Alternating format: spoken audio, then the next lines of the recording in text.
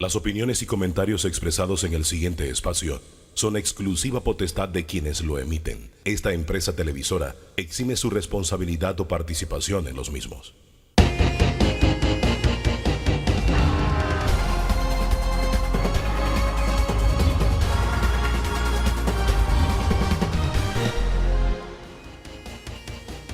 ¿Qué tal? ¿Qué tal? Muy, pero muy buen día. Bienvenido, bienvenida a este encuentro dominical con el análisis, la opinión, las diferentes corrientes de pensamiento. Esta es la agenda de hoy.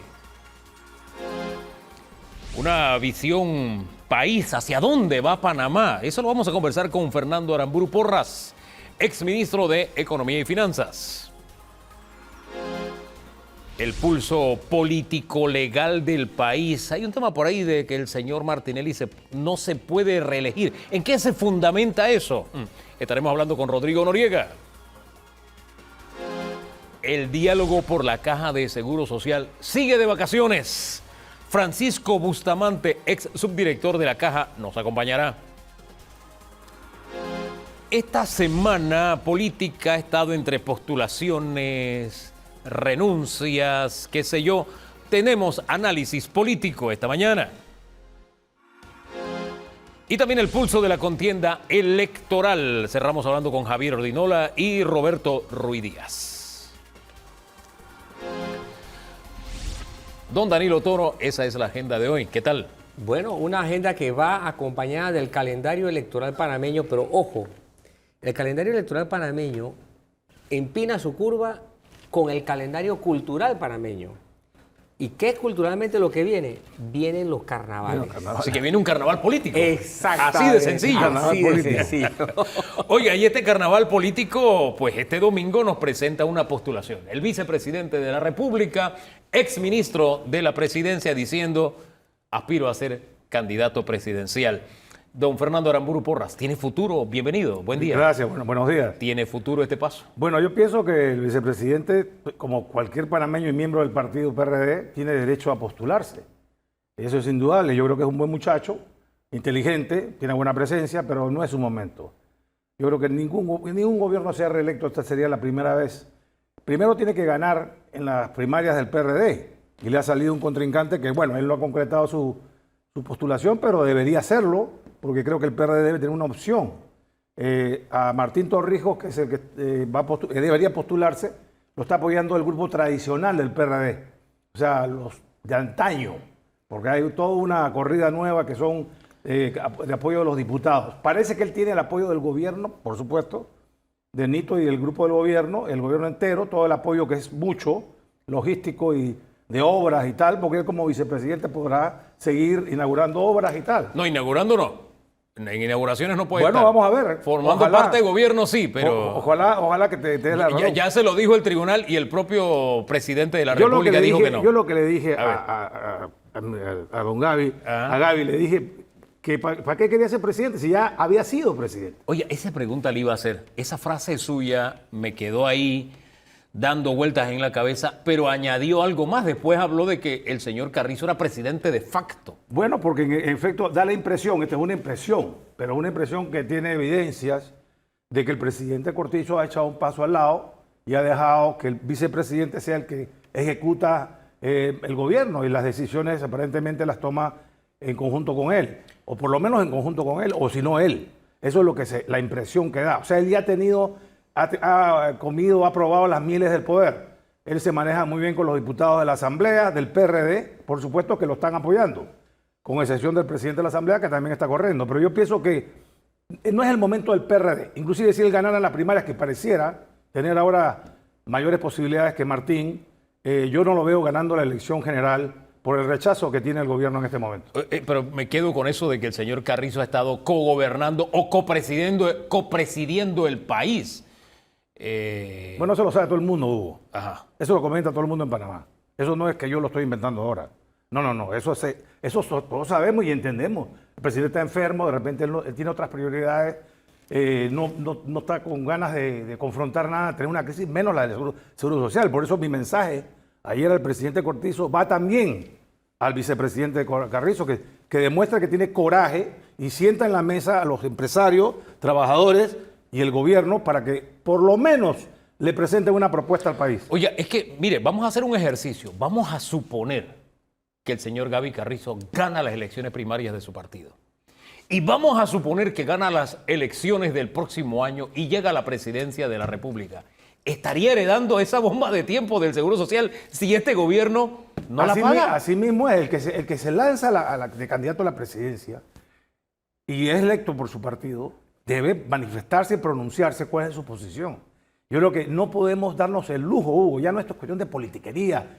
El que sea presidente va a necesitar por lo menos un año para que los partes, por lo menos que se converse, no va a imponer una decisión, va a sentar a las partes que yo te digo, empresarios, trabajadores y el gobierno, nadie más. Todos los demás son invitados de piedra. Sí, los jubilados, sí, las enfermeras, sí, los jóvenes. Pero señores, ustedes no ponen el billete lo ponen los trabajadores, los empresarios y el gobierno. Ahora, el hecho de que el gobierno no dé ese paso, ¿cómo lo califica usted primero? Y segundo, que incluso esa posibilidad de que le esté heredando Así mismo. se esté autoheredando un problema de este calibre, yo no le encuentro pie ni cabeza. Bueno, eso es lo inexplicable, porque si yo fuera él en este momento, quemaría esos cartuchos, porque el costo político no se lo va a llevar él, se lo va a llevar, por supuesto, su partido, va a tener, pero más importante es el futuro del país. Él es un muchacho joven, tiene futuro político. Esta es su primera intentona. ¿No lo ve ganando en esta? ¿Cuántas veces corrió Nito? ¿No lo ve ganando en esta? ¿Cuántas veces corrió Mireya? ¿No lo ve ganando en esta? Sinceramente, con todo cariño, Gaby, este no es tu momento. Don Danilo. Bien, todo pareciera indicar que el PRD no lo veo tan como usted lo ve. A mí, ¿No? yo no veo un grupo tradicional respaldando a Ilústrame. yo veo al PRD mucho más fraccionado, mucho más Va a quedar fraccionado. en pedazos que no encajan las piezas y que está forzadamente tratando de ponerle pegamento a esos pedazos. Por ejemplo, por un lado tenemos a un grupo legislativo muy empoderado, porque el presidente también le dio un espacio de poder a los diputados como ningún otro presidente lo había hecho. Segundo, en el grupo de historia política tenemos a Ernesto Pérez Valladares, que sí eleva las voces de respaldar al señor Carrizo. Tercero, tenemos a Martín Torrijos. Cuarto, tenemos a Pedro Miguel González planteando un escenario totalmente distinto. Es decir, yo veo más pedazos que la pieza entera.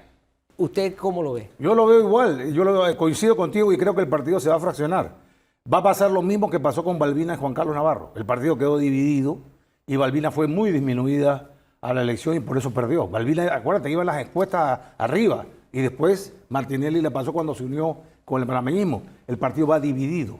Por más que se una con el Molirena y cualquier otro partido que pueda conseguir, yo no lo veo en este momento con la fuerza que tenía, por ejemplo, en la campaña del doctor Pérez Valladares o en la campaña de Martín o en la campaña de Nito. No es que se va a fraccionar entonces, ya está fraccionado. Ya está fraccionado, pero esto lo va a poner en evidencia.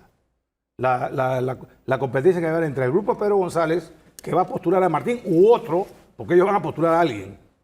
Pero es que yo tengo entendido que el señor Pedro Miguel González, la carta que él tiene, su gallo tapado, bueno, no le cae lo de gallo, es una fémina, es la doctora Turner, que es lo que yo manejo. Esa es su segunda opción. Ah, es la segunda opción. Creo yo no sé, yo no he hablado con Pedro, pero uno lee políticamente, el que ha salido a la palestra a tirar puñete ha sido Martín. ¿Y usted cree que Martín se va a postular? No sé, por la plomera que le han dado, la dirigencia debe tomar una decisión, hay que ver si tiene el coraje para hacerlo, ¿no? Estas primeras cartas que ha puesto sobre la mesa don Martín han sido foco de debate, Sí. de cariños, pero también de resentimiento. De resentimiento en su partido. Ha causado oleaje en las dos orillas. Así mismo es, Hugo. Ajá. Hay otro... Y con este ambiente, ¿usted cree que él va a atreverse a No estoy lanzarse? seguro, la verdad que no lo conozco lo suficiente a Martín para decirte, pero yo creo que si él si él hizo esa finta, ¿para qué la hizo? Ajá. Para dividir el partido. Yo no creo. El paso siguiente es postulación. Sí, si no es se lo que dice postula- su lógica. Si no se postula, quiere decir que sus encuestas le están dando que no va. Claro. Y entonces no quiere perder. Y pondrán a la doctora. ¿Qué encuesta? Porque hay encuestas a 2 por real. Don, Bueno, don Danilo, ahora mismo hay encuestas de Sí, todo exacto. tipo. Hay otro fenómeno que hay que tomar en consideración. Los espacios políticos vuelven a poner una ponderación importante en una figura que oscile entre la no pertenencia a un grupo político o la inauguración como grupo político. Eso pasó con el señor Rubén Blades, le pasó al mismo Ricardo Martinelli. Exacto. Y ahora hay ese espacio en el que está el señor Lombana y están otros políticos que no están matriculados al partido político. ¿Usted cree que ese espacio que siempre ha estado gravitando allí definirá algo importante esta vez? Yo pienso que sí. Yo soy uno de ellos. Yo soy un independiente, yo no estoy con el partido. Ya yo renuncié al PRD. No voy a apoyar a Gaby. Por supuesto que no voy a apoyar a Rómulo, que Rómulo está ahora diciendo que metan preso a Martinelli. Y él no fue la mano derecha de Martinelli, señor Rómulo. Entonces, ¿en qué quedamos? Lo mismo Blandón, tampoco va a ningún lado. ¿Quién queda? Gaby. Martinelli no creo que corra, la verdad. ¿Así? ¿Por qué no crees que corra Porque Martinelli? ha perdido mucho viento con esto. Tiene dos o tres casos aquí en la Cortes panameñas. Yo pensaba que él quiere correr. Él tiene el dinero, tiene la popularidad. Pero yo pienso que su sentido común, su sentido común, que no sé si le queda algo, decirle no corras, más bien trata de hacer algo para que no te metan a la chirola. Wow. Don Danilo. En ese escenario que usted ve tan determinado. Espérate, yo he terminado. Entonces, bien. en ese escenario aparece un muchacho como Lombana, que para que él tenga viabilidad tiene que unirse con Vázquez, con Juan Diego Vázquez, Ajá. y todo su grupo que va a sacar por lo menos 10 diputados, creo yo, calculo. Lombana puede sacar a otros 10 o 15, son 25, ya es una bancada. No es mayoría, pero va a estar muy fraccionada la Oye, asamblea. usted ha hecho cálculos hasta de bancada, incluso su cálculo va mucho más allá de lo que yo esperaba. Apúntelo ahí, don Hugo. Sí. Y entonces él sí podría ganar. ¿Usted está apoyando a Lombana o lo piensa apoyar? Estoy considerándolo. ¿Así? Sí, señor. ¿En qué se fundamenta? ¿Qué lo Bueno, está que es haciendo? la única opción fresca, nueva, que da esperanza y que necesita el apoyo de gente con experiencia. Y yo creo que yo me siento como una persona que tiene... Yo no quiero puesto público, ojo, ni ministerio, ni nada. Y ni asesor pagado. Si soy asesor ad honorem. Que lo sepan desde ahora y que apúntalo. Una embajada no me quedaría mal, pero no me quiero retirar. No me quiero retirar Claro, todavía. Yo sí. quiero aportarle al país. Ajá. Yo tengo 72 años. ¿Y usted ha hablado con Ricardo estoy de estas retirado. cosas? Digo, con Ricardo he Lombana, hablado, porque- he conversado con Ricardo. Ah, sí. Sí, cómo no. pero ¿Y han dos- sido en estos términos? En estos mismos términos. Don Fernando, ¿qué hace con un individuo de probada militancia política en un partido Sí. con las características de un partido tipo aplanadora? Tipo PRI. Exacto, tipo PRI. Gracias por la comparación.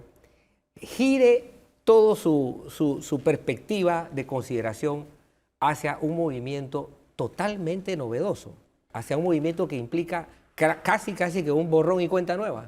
¿Te estás refiriendo a mí? Sí, Claro. correcto. Bueno, es un segundo aliento, ¿no? Yo fui fundador del partido PRD en el año 79. Yo estaba encargado del área 3. En ese momento el área 3 era San Felipe, Santana, Caledonia y Curundú. Área muy populosa. Sí. Y ahí nosotros teníamos más de 200 delegados. Después, en el año 83, Noriega bajó a Pérez Valladares. El candidato del 84 no era Nicky Barletta. Ese lo mandó Schultz. George Schultz le dijo a Noriega, nos gusta Barletta. Y Noriega puso a Barletta y le dijo a Pérez Valladares que si entraba al gimnasio Nuevo Panamá, donde estábamos todos reunidos esperándolo, había unos francotiradores que le iban a meter bala. Eso es historia patria. Y tuvo que irse exilado a España con toda su familia. Así es. Porque le amenazaron a las hijas. Entonces, desde ese entonces tenía militancia. Oye, nosotros peleamos. Yo vine a Panamá en el 76, en parte a trabajar en Panamá por una beca que me habían dado, pero también por el misticismo de luchar por la soberanía panameña. Torrijos en ese momento tenía la bandera, íbamos a reconquistar el canal de Panamá y la zona canalera. Eso era una cosa que te motivaba. Ya eso pasó. El PRD volvió a repetir con Pérez Valladares. Yo trabajé con Pérez Valladares. Es un partido que hacía cambios. Pérez Valladares se atrevió a hacer las reformas, tanto de las privatizaciones o corporatizaciones, como él le dice, y como la infraestructura, las escuelas, Y usted estuvo en primera línea ahí en la corporatización, por lo menos del tema eléctrico, ¿no? Yo estuve en el sector Sí, eléctrico, sí. después fui ministro de Economía. Se nos quedó en la gatera el IDAN y Tocumen, porque la señora Mireya, que ya había ganado la elección, Mezquita, que era el privatizador del IDAN, que no se olvide, Mezquita, usted señor, y resulta que se le fue el tiempo, no llegó, y en mayo o en abril ya la elección había pasado, tiene que haber sido en mayo o junio, yo era el ministro de Economía, me llama Ernesto y me dice, Fernando, no vamos a privatizar el IDAN ni el aeropuerto porque Mireya me acaba de llamar que por favor lo deje así. Pero Miguel Oiga. Miguel dice ahora que todo eso fue para conspirar con la candidatura de Martín Torrijos. No. Eso lo he estado diciendo en estas 2 últimas semanas. Bueno, que él puede decir misa. Yo te voy a decir, Pedro, no es así. El Pérez Valladares puso a Martín de candidato. Pérez Valladares se alejó del partido, no interfirió en la elección. Es más, yo creo que renunció a la Secretaría General para dejar el espacio abierto. Yo recuerdo que yo no participé en la campaña de Martín, eso sí lo digo porque yo estaba demasiado ocupado en el Ministerio de Economía. Había un déficit. El año anterior había sido el año de la reelección. Y ahí hay que reconocer, se gastó más de la cuenta política también, y el déficit era 6%. Había que ajustar. Martín ha interpretado ese ajuste presupuestario responsable que se hizo como que estábamos boicoteándole su campaña. Eso no fue así. Pero es que se había gastado el dinero en el primer recreo, no había para el segundo recreo, había no para el segundo alcanzaba. recreo. Bueno, pero me quedo con pero el tema de mira la privatización. ¿Se necesita la privatización del IDAN? ¿Usted No, impulsaría yo en este creo que momento ahora ya algo así? hemos avanzado mucho, pero mira qué curioso, 25 años después, el IDAN está igual o peor. Ajá. que ¿Y, estaba- ¿y que cuál estaba sería la entonces. receta para salir De donde alguna está? manera hay que introducir la gestión privada. Puede ser que el gobierno se mantenga como propietario de la empresa, pero la gestión privada y autosostenible, lo importante del IDAN, y ahí va a haber mucha crítica, y va a ser difícil, ¿no? Tienes que tener coraje para hacerlo. Es que sea autosostenible. El gobierno le invierte, nos cuesta a nosotros anualmente entre 400 y 500 millones de dólares el IDAN. Cuando sería una empresa que debería ser autosostenible, ¿por qué me van a regalar el agua a mí? ¿Y no puede ser eficiente siendo una empresa estatal? Lo dudo mucho, han tratado. Ahora se están gastando una plata con el BID. Ducré ha estado 4 años, no ha hecho nada. Él y yo debatíamos en APEDE. Él quería que se fuera estatal y yo semi-privada. O sea, participación en la gestión, ¿En qué área específicamente? en la operación, La operación. en la distribución, Ajá. en toda la ¿Y expansión. esto usted lo hablado con Ricardo Lombana? Esto lo he hablado con Ricardo Lombana, él no ha dicho nada. ¿Sí? No se ha manejado. Son temas políticos, ¿no? No está ni a favor ni en contra, sino todo lo contrario. No sé, él está pensando. Ajá. Bueno, eso es parte de mi figura. Si él me quiere que yo lo apoye, bueno, yo vengo con todo ese bagaje. Don Danilo. No es el primer PRD de estirpe Sí, que asume esta posición. claro. Está Leonor Calderón. Leonor, que Sí. fue Que mi también colega, se fue, sí. mi colega ministra, ¿no? Así es, colega Pero ministra. yo aclaro algo de IDAN. Nosotros no pensamos subirle las tarifas al pueblo. O sea, lo que queremos es que la gente pague en lo que cuesta el agua. Panamá es el país con la agua más barata de Latinoamérica. Hay quienes dicen que el Y la agua no que cuenta. Y la que, ¿cómo que no cuesta? Que cuesta, ¿cómo se llama? Filtrarla, cuesta clorolizarla, cuesta distribuirla. Si no, porque no hay agua en los barrios pobres. Si no cuesta, pues ¿por qué no hay agua? Hay que llevarla en tanquecito. Espera usted, así como está usted, como está Leonor, espera usted que otras figuras de trayectoria política del PRD. Sí, lo que hay que tener presente es que tiene que ser figuras que de alguna manera no estén contaminadas, que no tengan una agenda personal. Tercero, que aporten algo, obviamente, al partido y que yo por lo menos le recomendaría que no les hagan foche. Dejemos las cosas hasta ahí. Gracias por habernos acompañado esta mañana. Hay un tema que usted tocó tangencialmente, lo profundizamos en segundos nada más, porque resulta que el diálogo por la Caja de Seguro Social sigue de vacaciones.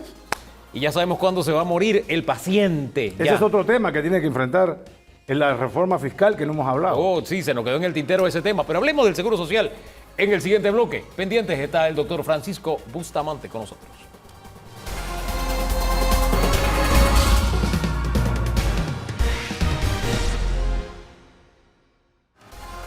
Vamos a abordar un tema que no sé, don Danilo, usted cómo se siente cuando tocamos este tema, pero yo siento que estamos como en estas máquinas caminadoras de gimnasio. Usted corre, pero está en el mismo sitio. No te llevan a ningún lugar. No te llevan a ningún Hay lugar. hay mucho movimiento, pero no hay destino. Sí, y no sé, la semana pasada decía que está terminando el señor Lau Cortés, decía, no vamos a eludir el diálogo, pero oye, el diálogo está de vacaciones desde diciembre del año 2021 y no nos sentamos a conversar y el problema creciendo, enconándose más la herida. Doctor Francisco Bustamante, bienvenido. Gracias. Ayúdenos a entender qué es lo que está pasando. Bueno, realmente no puedo decir nada. Eso es una decisión que le toca al gobierno enfrentar. Sé que es una situación difícil, pero cuando tú asumes con el gobierno, tú sabes que no es un lecho de rosa, es un problema. Así que realmente yo no pudiera dar una explicación más allá de que responde a consideraciones de política partidista que están rehuyendo un posible desgaste en las urnas. Es que Es incluso, la única explicación que fíjese encuentro. que hace un rato conversábamos con don Fernando Aramburu Porras y hoy se está lanzando la precandidatura presidencial de José Gabriel Carrizo y de pronto me pasó por la mente, oye, pero es que si José Gabriel llega a la presidencia va a heredar este mismo problema y no le encontré sentido al tema del desgaste político, porque el desgaste está ahora mismo en no tratar el tema, no en tratarlo necesariamente. No sé cómo lo ve usted. El optimismo de los políticos es a veces virtud y a veces es suicidio. Ellos piensan siempre de que aquellas cosas que me van a perjudicar ahora yo las aparto. Más adelante cuando me toque veré qué hago. Esa es la lógica que yo veo que ellos usan. Él y todos los candidatos saben que el que llegue a la silla va a tener que enfrentar el problema. Pero en este momento el problema no es qué voy a hacer, sino cómo llego a la silla. Y todos están dispuestos a hacer lo que tengan que hacer para llegar a la silla. Y van a prometer lo que no puede ser para llegar a la silla. Es lo que yo entiendo que está pasando. Ahora, ¿qué margen de acción va a tener el próximo gobernante si tomamos como referencia la velocidad? Yo no sé si ustedes practicaron alguna vez esto de los relevos 4x4, ¿no? O sea, cuando para recibir la posta, el que venía debía tener una velocidad que es la velocidad que heredaba el que seguía. Así es. Y no sé, la posta no sé qué velocidad va a tener como para, o sea, qué margen de acción tendrá el próximo presidente. Incluso si es PRD, para accionar una solución. ¿Y qué margen de acción tendría? Pero hay una hipótesis implícita. A ver. La hipótesis implícita es que es un equipo, que hay continuidad. Nada. Y acá Puede ser. la experiencia que nosotros tenemos es que no existe esa continuidad en los gobiernos, al contrario. Los gobiernos y los pueblos esperan que cada gobierno sea distinto al que pasó. Y se olvidan de que los problemas de un gobierno son automáticamente heredados por el siguiente. Y se nos olvida que lo permanente es el Estado. Hay temas que son... Y el Estado, tema la de nación Estado. es permanente. Los gobiernos se agotan, la nación continúa. Por ejemplo, no nos hemos dado el lujo de discutir y llegar a un acuerdo nacional en el tema de seguridad social. ¿Qué tipo de seguridad social queremos? ¿A qué aspiramos, por ejemplo? ¿Qué diría usted en esa materia? Yo creo que ese es el problema medular de fondo. La discusión yo la pondría en términos de qué tipo de sociedad queremos. ¿Queremos una sociedad, un Estado subsidiario o queremos un Estado de bienestar? Y eso me lleva inmediatamente a qué tipo de configuración económica y fiscal tiene el Estado. Y ese es el diálogo que el gobierno rehuye y que los grupos que quieren el estado de bienestar no lo reclaman porque saben de que ese no es el ambiente para discutirlo. Pero en el fondo lo que hay es eso. ¿Qué tipo de sociedad queremos? Los panameños no lo estamos claros. Queremos la ventaja del estado de bienestar Sin pagarlo. sin pagarlo.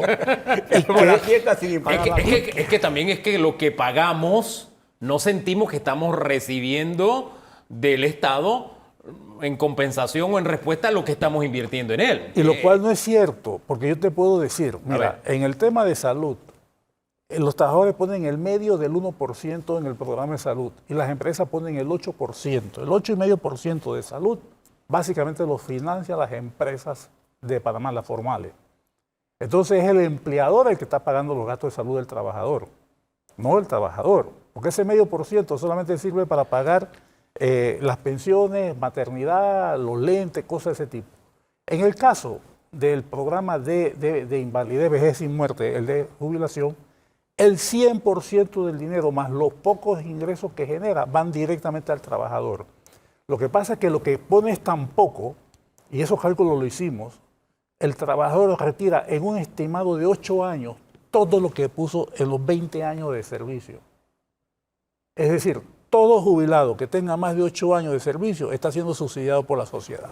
Ahora bien, más allá del cálculo de quién aporta más, quién aporta menos, lo cierto es que ese renglón fuerte de aporte que usted señalaba venía del empleo formal, se ve ahora mermado porque ha crecido el empleo informal. Por supuesto. Entonces siempre se dice, hay que atraer a los informales al seguro. Pero ¿qué atractivo hay para que se cotice en el seguro? No pensando en la jubilación, sino pensando en la atención del día a día. Esta semana veíamos un reportaje de Germain en vivo desde una de las policlínicas. Ni siquiera uno puede hacer la cita por teléfono. Claro, ¡Qué locura! Claro. ¿Por qué? Porque estás tocando el punto medular. Yo siento que el modelo de negocio del Seguro Social ya no sirve. Está agotado. Hay que reinventarlo. Hay que hacer una nueva entidad, una nueva organización. Y una de las cosas que pasa es por un proceso de modernización de informática del sistema. Mientras tú no tengas eso, tú no vas a tener un buen manejo de citas, un buen manejo de inventario, un buen manejo de la inversión de los dineros, un buen manejo de la atención de toda la sociedad panameña. Entonces, condición necesaria es la reforma administrativa de la institución y la especialización. Si eso no se da, tú puedes meter toda la plata que tú quieras en el IBM y el problema va a seguir malo. Y te voy a decirte algo, desde el año pasado, las reservas de salud y las reservas de riesgo profesionales se están tocando para afectar a los gastos corrientes. ¿Por qué? Porque el seguro carga prácticamente con un alto porcentaje de la población panameña, muchos dependientes, poco cotizantes y baja cotización. Es decir, no solamente estamos en riesgo con el IBM, ¿es lo que me plantea usted? Absolutamente. Los demás programas ya empezaron a usar reservas. Don Danilo. Sí. Esta fue la primera administración de la Caja de Seguro Social. Cuando digo esta, me refiero a la que usted participó con el doctor Lau. Que desde el doctor José Renán Esquivel le dice al país cuál es el estado de la situación. Ustedes entran en octubre, si no me equivoco. 1 de octubre. Y en enero siguiente destapan el diagnóstico de la institución. Le pasó al Seguro Social, porque de lo que usted ha dicho se deduce claramente que el problema del Seguro Social desborda el entorno de la institución y entra al entorno de las decisiones del gobierno. ¿Le ha pasado entonces aquel complejo o aquel prejuicio de que la desgracia ocurre es en el mensajero, en el que dice lo que realmente pasa y no sobre lo que está pasando? Por supuesto, esta administración del doctor Lao es la que está cargando el problema y ustedes ven y debo decirlo, desde el momento que el presidente dice que el problema del seguro es el problema del seguro, pero el problema de la salud es beneficio, es un logro de mi gobierno. Yo siento que ahí le están restando el apoyo del gobierno que necesita el doctor Lao para seguir adelante. Esa fue mi sensación. ¿Por eso jugó un papel en su renuncia? Mucho, mucho. Yo sentí una falta de decisión en hacerle frente al tema. Y esa falta de decisión no ha sido superado. Yo te puedo decir, 3 meses antes de que a los miembros de la Junta Técnica Actuarial se les venzan los periodos, debe hacerse la selección de su reemplazo, mandarse al Ejecutivo para que el Ejecutivo lo nombre. Bueno, al licenciado de la Guardia se le venció su periodo, creo que por octubre, noviembre. Tengo entendido que todavía no lo han reemplazado. Decisión. Oiga, se repite la historia, solo cambian los actores, porque nosotros vivimos eso en la época del señor Juan Carlos Varela. Pasó. Le puedo repetir otro. A ver. Casi todo, con excepción de los miembros del CONEP y tal vez algunos de los otros, casi todos los directores tienen sus periodos vencidos. Los de la Junta Directiva. De la Junta Directiva. Decisión. No se han tomado las decisiones de reemplazarlo con el agravante de que esa Junta Directiva con periodos vencidos fue la que durante muchos años fue responsable de la supervisión y de la acción de la Caja de Seguro Social. Es decir, hay una corresponsabilidad. No solamente hay una corresponsabilidad, hay una coadministración de la Junta Directiva, lo cual le reduce mucho espacio al director general de tomar decisiones, pero a la vez le resta efectividad a la Junta Directiva porque dedica mucho su tiempo a cosas que están más allá de lo que se espera de una Junta Oiga, Directiva. en esta macarronada que es la propia Caja, fíjese que no hablo de la crisis, que es la propia Caja y su administración, sumándole la crisis, ¿cuál es la salida y cuándo debe ser esa salida? La salida, y yo no me he cansado de decirlo, pasa porque el problema lo vamos a tener que financiar todos. Ya sea que el gobierno ponga el dinero que hace falta, que es la solución facilista que presentan algunos, o que tomemos los dineros de otros, al final el gobierno va a tener que pagar. ¿Y de dónde saca el gobierno su dinero? De los impuestos. ¿Y quiénes pagan los impuestos? Los ciudadanos. Entonces, cuando la ciudadana dice que lo resuelve el gobierno, no, el gobierno, tú lo vas a tener que asumir. Y eso es lo que ningún político le quiere decir. Señores, el problema es de todos, cómo distribuimos este problema. Don Fernando Aramburu Porras nos decía que se necesitaría una reforma para recaudar de un 18% para recaudar los 1.500 millones de dólares que se requerirían para llenar el hueco. Es decir, tres veces prácticamente el ITBMS. Y llenar ese hueco implica automáticamente que aumente la cantidad de huecos en la calle. No necesariamente. Si tú pones los impuestos que hay que poner y tú reduces los gastos ociosos que todo gobierno tiene, Por ejemplo. y el exceso de nombramiento que todos conocen, no me hagas hablar, por favor. No, por eso usted está aquí para eso. Decisiones decisiones que se toman sin una evaluación correcta. Te voy a dar varios ejemplos. A ver. La Universidad de los Pueblos Indígenas. Se crea una Universidad de los Pueblos Indígenas y en la comarca hay dos tendencias. Los indígenas que no quieren salir y quieren que todos se queden, son los viejos. Y los jóvenes que quieren salir y que quieren una educación que los habilite para insertarse en la sociedad. Se crea la Universidad de los Pueblos Indígenas en Nogove y el resto están fuera de allá están en las otras provincias, con una orientación de formar personas para que se queden en la comunidad. Eso responde a una lógica de los mayores. ¿Cuál fue la evaluación costo-beneficio de eso?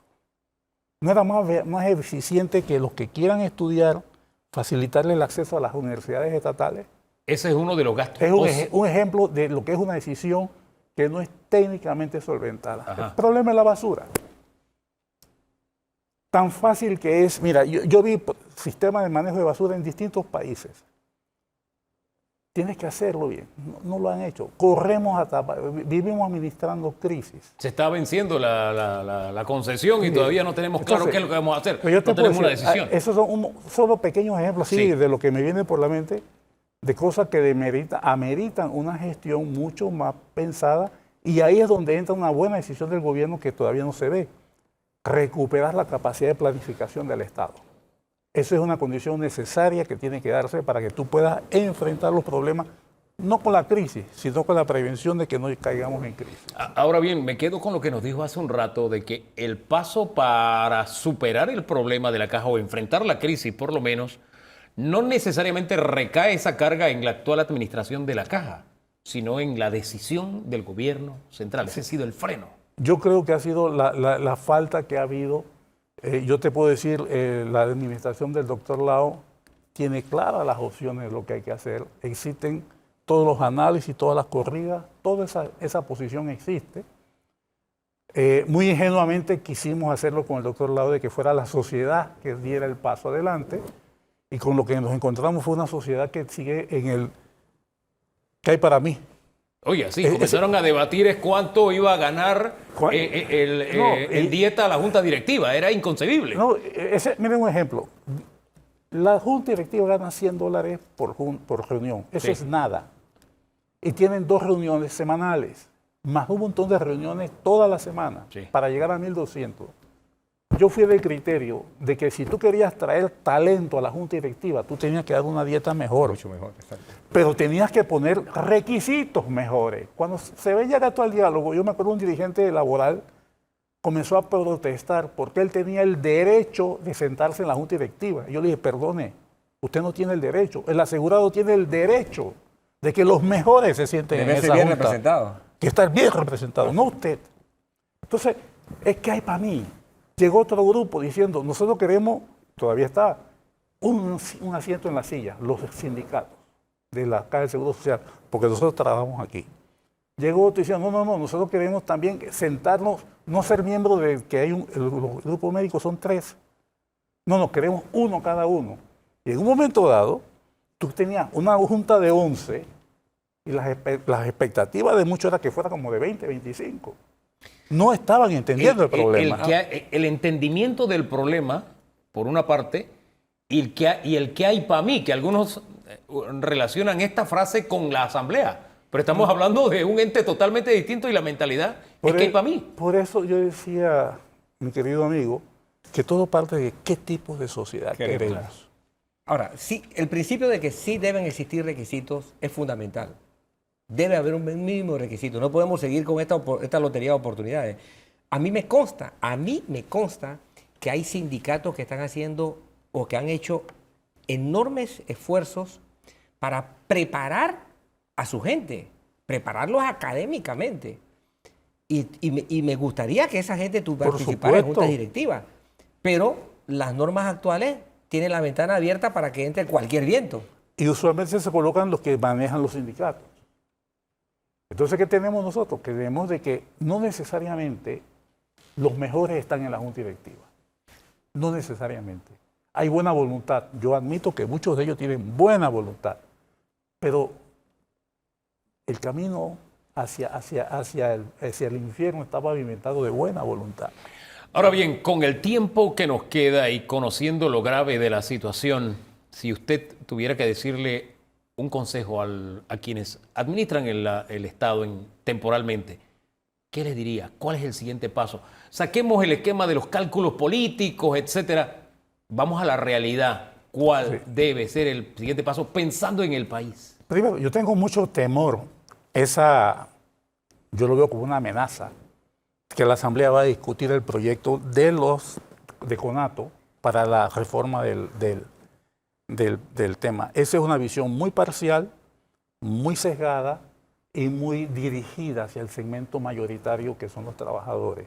Así y eso puede inducir a decisiones que no son necesariamente las que estamos hablando de largo plazo. Entonces yo le tengo mucho miedo a eso. Yo prefiero que con base a toda la documentación que la Caja de Seguro Social tiene, con base a la inteligencia, porque el doctor Rao es un hombre supremamente inteligente y él entiende bien el problema, que se estructure una propuesta de Estado de cuál sería la solución con las posibles variantes que pueda tener, de manera tal que se facilite el financiamiento del déficit, ¿ve?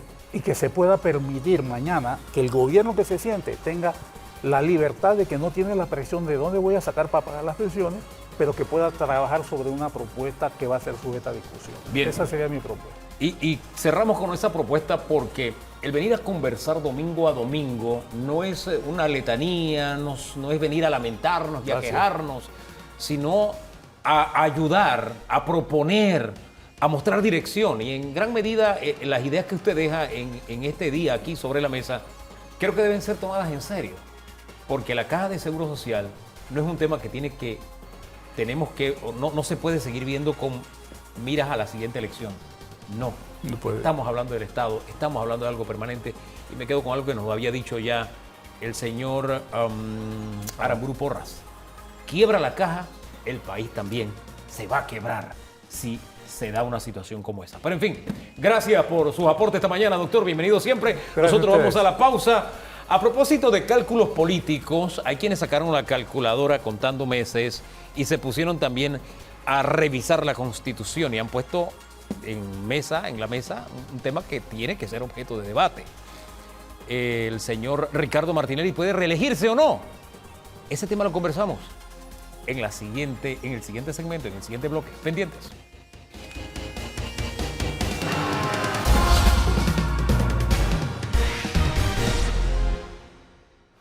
Se habló hace algunos minutos sobre carnaval político y de verdad que el tema político está acaparando el tiempo hoy en debate abierto. El siguiente segmento es político-jurídico. Yo creo que se puede hacer eso, ¿no? Político-jurídico, don Rodrigo Noriega. ¿Sí? Decía hace un rato que sacaron la calculadora, sacaron la Constitución. Usted es uno de ellos y usted dice, el señor Ricardo Martinelli no puede reelegirse bajo la norma actual, artículo 178 de la Constitución. Pónganos al tanto. Sí, buen día a la audiencia, feliz domingo a todos los que van rumbo a Penonomé. Y los que están allá desde hace días. Están allá desde hace días también. Yo creo que tenemos que despolitizar este análisis y verlo en su perspectiva histórica. Desde la Constitución de 1904, los padres fundadores de este país establecieron restricciones a la reelección de los presidentes de la República. Empezó con una restricción modesta de 18 meses. Luego llegó Arnulfo Arias Madrid y en su Constitución de 1941 establece una restricción de quien haya ejercido la presidencia de la República, quien haya sido elegido presidente de la República no podía reelegirse para el periodo siguiente. Perfecto. Cuando José Dolores Moscote, hace el borrador de Constitución del 46, copia la norma de Arnulfo Arias y le mete otro periodo. Y ahí es donde la puerca tuerce el rabo. la figura gramatical que usó Arnulfo Arias, que usó su constituyente, decía no podía reelegirse para el periodo siguiente. Cuando se pone esa figura en el contexto de 2 periodos siguientes, el momento de la reelección es el momento de la elección, es el 5 de mayo del 2024, ¿verdad? Ese es el momento de la elección, ese es el momento de todo este dilema de toda esta fanfarria de Penonomé y todo lo que viene este año. Es correcto. 5 de mayo, mayo es el mes de la elección. Y ha sido el mes de la elección desde 1908. Bien. Pero el momento en que se cumplen los 10 años de veda del señor Martinelli es el 30 de junio del 2024. Es en realidad el 1 de julio del 2024. Porque su gobierno fue del 1 de julio del 2009 al 30 de junio del 2014. De allí su artículo que tituló Mayo no es julio. Exactamente. Hay 56 días de diferencia. Ajá. Ah, pero es que el presidente Endara, expresidente Endara corrió. Sí, el presidente Endara corrió, pero nadie lo impugnó. Y como nadie lo impugnó, la Corte Suprema de Justicia, que es la que tiene que decidir este tema, jamás decidió nada al respecto. ¿Usted va a presentar algún recurso? No. ¿No? ¿Quién tendría que presentarlo? ¿O hay alguien que tiene que elevar la consulta? ¿O cómo funcionaría esto?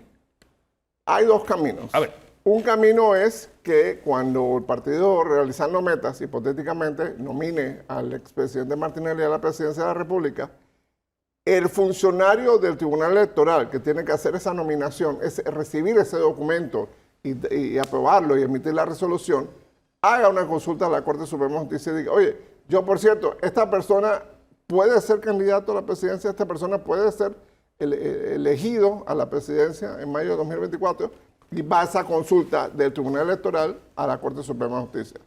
Supóngase que eso no pasa, que el Tribunal Electoral no hace la consulta, entonces cualquier interesado puede interponer una demanda de inconstitucionalidad. Y usted no será uno de esos interesados. Usted no va a hacer esa consulta. No. Usted solamente pone los puntos sobre las IES desde su óptica. Y además, le señalo que ya leía al señor Linares Franco, que Sí. también se pronuncia exactamente en esa misma vía y casi con los mismos argumentos.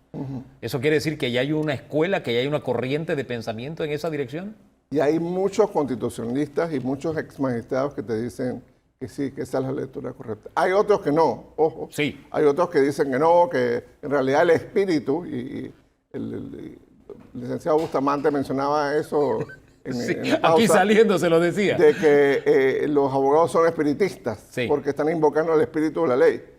Pero cuando la ley es clara, cuando la norma constitucional es clara, se tiene que interpretar lo que dice la norma. No, es que los constituyentes querían decir, Hugo y amigos, y Danilo, por supuesto, Panamá ha tenido 6 oportunidades en los últimos 75 años de modificar ese concepto que viene de la Constitución de 1946 y no lo ha hecho. No lo ha hecho. La única modificación que se hizo en el 83 fue agregar al vicepresidente de la República. Pero o sea, en 6 ocasiones hemos modificado la Constitución, hemos creado nuevas constituciones y no se le ha metido nada a ese tema, no se le ha aclarado nada, ni una coma, ni un punto, nada. Pero quien tiene que interpretar la Constitución tampoco ha aportado nada porque tampoco se le ha hecho la consulta. Es el gran vacío ahí entonces. Claro, porque jamás ha habido la situación. La Sí. hubo con el presidente Endara, expresidente Endara, pero nadie demandó. ¿Y no se puede tomar como un precedente que él sí pudo correr para que pueda correr el señor Martinelli? No, el precedente viene del dictamen judicial. Y no hubo dictamen judicial en ese momento. Cuando la Corte Suprema haga un fallo, dictamine en ese caso, entonces tú puedes decir que hubo un precedente. Don Danilo. Hay, frente a esta formalidad, o frente a este asunto de formalidad, hay un tema que gravita sin que esté abordado por ninguna norma en términos taxativos. Y es el problema de la corrupción. ¿Ok? Nosotros tenemos limitaciones para quienes aspiran a cargos públicos, pero que tienen historial delictivo. Pero no hay ninguna limitación para quienes tienen ciertos problemas o ciertas dificultades. Y obviamente un aspirante a la presidencia está en esa situación. ¿Cree usted que la normativa panameña debiera cambiar en este sentido?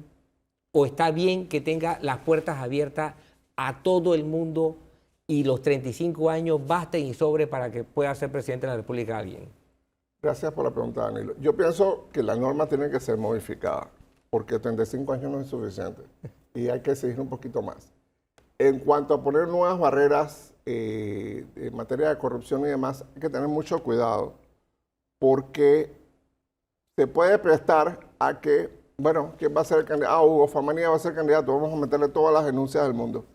Y como eso está en proceso de denuncia por corrupción, entonces no puede ser candidato. Se puede prestar entonces a un abuso político. Así que yo creo que la norma es sabia en ese pedazo, pero hay que fortalecer los requisitos para ser presidente de la República. Sin embargo, el señor Martinelli insiste en que lo que hay en su contra es un abuso político, hay persecución política. De parte de Joe Biden, me imagino. O de Tony Blinken. Y no, y si Lamos Delgado, en todo caso, de sus hijos que fueron en algún momento los que lo señalaron, entonces, porque yo trato de entender el mensaje y de desmenuzarlo, y me quedo en la misma que usted. Bien, vamos a entender algo. A Si ver. la política del Estado es combatir la corrupción y combatir la ilegalidad, sí hay una persecución política. Si la política de Estados Unidos es denunciar a los corruptos y denunciar personas que son amenazas a la democracia y al Estado de Derecho, entonces sí hay una persecución política. Y todavía de- en esta semana, con el discurso que dio el Papa en el Congo, Sí. fue un discurso sobre la corrupción. Y sobre la corrupción a escala del Estado y a toda escala. Todavía hay otro criterio más. Sí, entonces el Papa también está haciendo una persecución política. Oiga, la bola pica y se extiende. Pero fíjese, usted nos recordaba la historia constitucional del país y se remontó a la época en que había designados, no vicepresidentes, designados. Correcto. Recuerdo que en aquella época, y usted me corregirá porque usted es el que conoce historia constitucional, los designados tenían que renunciar al cargo de designado, que es el actual vicepresidente, sería el actual vicepresidente, la misma figura. Renunciaban 6 meses antes para poder correr Como presidente. como candidato presidencial y Sí. se dio en algunas ocasiones. Esa fue la figura original, sí. Sí, Esa fue la de figura Ramón original. Martínez Valdés, Valdés, perdón. Valdés. Él fue uno que renunció antes, ahí estaba Porras en la jugada y todo lo demás en aquel momento. Ahora tenemos un vicepresidente que, bueno, hoy está lanzando su precandidatura, su candidatura presidencial en el PRD, está aspirando, pero va a seguir fungiendo como vicepresidente. Mire las vueltas, cómo da vueltas la historia, ¿no? Él sí puede seguir funcionando. Lo que no puede hacer es estar en actos de inauguración, pero todas las demás funciones las puede ejercer. Pero ¿Usted cómo ve esa figura? Ese es un hilo sumamente delgado. A ver. No va a estar en actos públicos, pero él va a representar al presidente Cortizo en actos públicos. Entonces, que es su función normal de vicepresidente, pero es una forma de exponerlo y mantenerlo en las luces de los medios de comunicaciones. Bueno, él no fue a inaugurar la obra, pero él fue a dar un discurso. O él no fue a inaugurar nada, pero él fue a abrazar a un presidente que venía de visita por Panamá y cosas así por el estilo. Entonces, hay una forma muy delgada de violar semánticamente esa prohibición. Ese es el problema, que estamos empujando los límites de la tolerancia electoral. Y desde el primer día de este gobierno, el vicepresidente Carrizo era obvio que estaba en campaña. Ahora, si el presidente Cortizo lo llama y le dice, Rodrigo, aconséjame, en este tema, ¿qué hago para enviar el mensaje correcto al país? ¿Qué le contestaría usted al presidente Cortizo? Dos cosas. A ver. Me debiste haber llamado 3 años atrás. Bueno, pero no lo hizo. En fin. Pero la segunda es, no envíe al vicepresidente Carrizo a representarlo en ningún evento. Si no puede ir, le envía un ministro o envía a la primera dama, como ha hecho en algunas ocasiones, ¿no? Hizo en el tema de las 1000 polleras y en otros eventos. ¿Tiene futuro la candidatura del señor Carrizo? ¿Cómo la ve usted? Mira, es muy prematuro calificar o descalificar una candidatura. Todavía hay muchas cosas en el aire. No sabemos qué va a pasar con Rómulo Rux si el Partido Cambio Democrático. No sabemos qué va a pasar con el señor Martinelli y su destino judicial y geopolítico internacional. Entonces hay demasiadas cosas en el aire para definir un resultado. Don Rubén Blades sí se atreve a decir, a reiterar lo que ya en otras cartas ha mencionado, que el señor Martinelli no va a poder correr. Usted no se atreve a decir tanto. ¿O sí? Tanto como no correr, no creo. Yo creo que él va a correr. Ganar la elección, no creo que lo va a ganar. ¿Por qué lo cree? ¿Por qué cree que no va a ganar? Y porque Pienso que no va a llegar a la papeleta final ¿Por qué? por un tema judicial. La justicia va a hacerse valer, pero los tiempos judiciales le dan la oportunidad, tengo entendido. Pero, respetando su presunción de inocencia y su debido proceso, por supuesto. Claro. El caso New Business da el tiempo para que haya una decisión que lo interdicte, que lo inhabilite. Presumiendo la inocencia, a propósito, eso es muy Presumiendo su importante. inocencia. Claro. Pero solo para efectos didácticos. El caso Claro. New Business tienes una decisión, la primera decisión en junio. Va a apelación, puedes tener la segunda decisión en octubre, noviembre. Va a la Sala Segunda de la Corte Suprema de Justicia. 3 magistradas, María Eugenia López Arias, Maribel Cornejo y Ariadne García. ¿Crees que días se van a demorar? Dejo ahí la interrogante. Don Danilo. ¿Cree usted que la medida adoptada por Estados Unidos, además de ser una sanción inmediata frente al señor Martinelli, es también una advertencia para que él no siga el curso de una candidatura presidencial y podría ser también una especie de presión moral para el Estado panameño para que precisamente los procesos no cuelguen del aire? Sí, claro que sí. Yo pienso que Estados Unidos está muy preocupado por la institucionalidad panameña. Hay mucha debilidad del tema de justicia, del tema de funcionamiento del propio Estado.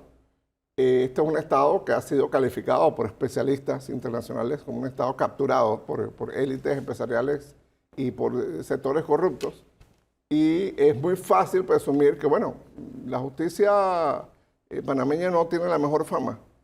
Entonces, Estados Unidos está diciendo, bueno, para nuestros efectos, esta persona es corrupta porque ha tenido vinculación con actos de corrupción significativos y vamos a poner una lista en la cual solo hay 5 expresidentes latinoamericanos, ¿no? Arnoldo Alemán, Porfirio Lobo, Abdalá Bucaram, Horacio Cartes y ahora Ricardo Martinelli. En el caso del señor Cartes, que también es un empresario, la suerte corrida por él ha sido estar incluido ahora en la lista Clinton y todas sus empresas. Y el que fuera su vicepresidente también está en la lista de corruptos por, imagínense, la compra de diputados. Y allá la cifra de pronto es un chiste al lado de Panamá. $5,000 y $10,000 por diputado, ¿no? Sí. Proporciones, si uno mira las proporciones dice, wow. Pero al final ese no es el tema. La pregunta es, ¿usted ve que los hechos conducen al señor Ricardo Martinelli a ese mismo final de la lista Clinton como muchos apuestan? Mira, yo pienso que no sería sano para la economía panameña porque la huella económica del señor Martinelli es enorme. Estamos hablando de un ingeniero azucarero, supermercados, inversiones en todo tipo de cosas. Sin embargo, si Estados Unidos va hacia ese camino, y ellos sienten, recordemos algo, el panameño se obsesiona mucho que el Estados Unidos está preocupado por el canal. Es posible que haya una preocupación por el canal, pero la preocupación principal es que toda América Latina, desde México hasta Argentina y Chile, está prácticamente pintada de rojo. Distintas tonalidades de rojo, por supuesto. Las dictaduras de Díaz Canel allá en Cuba, Ortega en Nicaragua, Maduro en Venezuela y por supuesto los gobiernos democráticos de izquierda de todo el continente. Entonces, Estados Unidos ve que la puerta a la izquierda en todos esos países fueron ¿qué? Gobiernos corruptos, gobiernos empresariales corruptos. Vamos a decir las cosas como son. Empresarios que llegaron al poder, se enriquecieron o enriquecieron a sus asociados, se olvidaron de las necesidades sociales y eventualmente le abrió la puerta a la izquierda.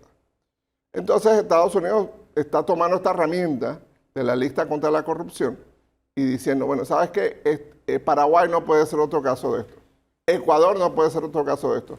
Panamá no puede ser otro caso de esto. La lista llegó tarde a Nicaragua, pero yo creo que en ese sentido Estados Unidos está ejerciendo una herramienta geopolítica. Porque ya entendieron que la corrupción de las élites empresariales y élites políticas le abre la puerta a la izquierda, a todas las izquierdas, la izquierda democrática como la izquierda autocrática. Don Danilo. Me parece también que hay otro argumento de fondo. Para Estados Unidos, la corrupción es un problema de seguridad nacional y ellos le pusieron un valor a la corrupción a escala mundial, 1.26 billones de dólares, billones de los nuestros, no de los de ellos. Millones y millones. Exacto, de millones de millones, esos son 12 ceros después de uno. Entonces, y eso supera 9 veces la cantidad de dinero que el USAID maneja. Entonces, la pregunta acá es, estamos ante un problema de seguridad nacional para un país que donde lo detecta dice, eso me afecta a mí de rebote. Eso tiene que ver también con Panamá. Panamá está bajo un riesgo de seguridad nacional si llegase al poder una persona que lo administrase bajo criterios que para Estados Unidos son criterios de corrupción y de falla a su expectativa de seguridad nacional. Totalmente, Danilo. Te doy un solo ejemplo. La deuda externa que Panamá emite en Nueva York necesita una autorización del Departamento del Tesoro de Estados Unidos. Imagínate que llegue un presidente que Estados Unidos acusa de corrupto y el 1 de julio diga, bueno, vamos a pedir prestado N cantidad de miles de millones de dólares para atender el seguro social o atender lo que sea. Y el Departamento del Tesoro le dice, bueno, lo vas a tener que buscar en otra parte porque en Estados Unidos no puedes venir. Toda la deuda panameña se cae al piso, se vuelve basura. Se disparan los intereses en Panamá. Tienes que pedir deuda a 15 a 20%, como hacen nuestros países en América Latina, como hace Argentina, por ejemplo. Entonces, el riesgo para el país económico y políticamente es altísimo. Es altísimo. Nos deja tema para meditar, principalmente estas últimas frases, toda la entrevista, pero estas últimas frases son muy dicientes y le insisto, para meditar y con mucha calma. Yo sé que en la época política es normal, hay mucha emoción y pasión de por medio, pero siento que esta elección tenemos que jugar el papel que nos corresponde como ciudadanos, dejar a un lado, tener la madurez emocional para poner a un lado la emoción y racionalizar cada uno de los mensajes. Me quedo con estos últimos porque nos dejan una tarea como ciudadanos. Gracias, señor Noriega, por acompañarnos este día. Gracias a ustedes. Vamos a la pausa y en segundos regresamos para hacer un balance de la semana política que ha estado caliente y el fin de semana político también está caliente. Así que vamos a un debate en segundos, nada más aquí en Debate Abierto.